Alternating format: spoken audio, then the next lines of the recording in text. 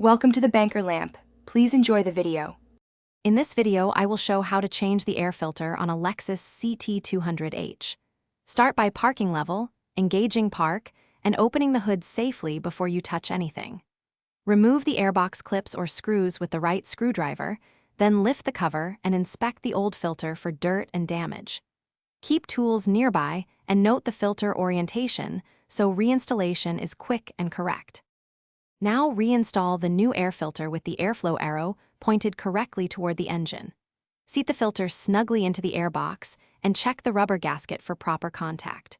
Replace the airbox cover, fasten clips or screws securely without over-tightening, and reconnect any intake hoses removed earlier.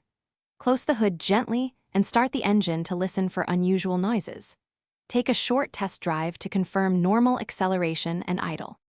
Quick recommendation: if you like reading while you wait for car work, consider the new Kindle Paperwhite for clear text and long battery life. If you are finding this video helpful, please subscribe and like so I can make more helpful guides. Check the description for the Kindle link and other deals, and pick one up to enjoy reading during maintenance waits. Thanks for the support. Now let's get back to the video. Check the air filter every 12,000 to 15,000 miles or sooner when you drive in dusty conditions. Replace sooner if you see heavy dirt, tears, or flattened pleats, and note the cost differences for OEM versus aftermarket filters.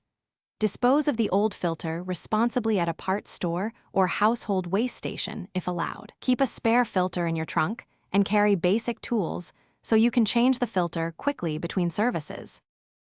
Thanks for watching. If this was helpful, leave a like and consider subscribing. See you next time.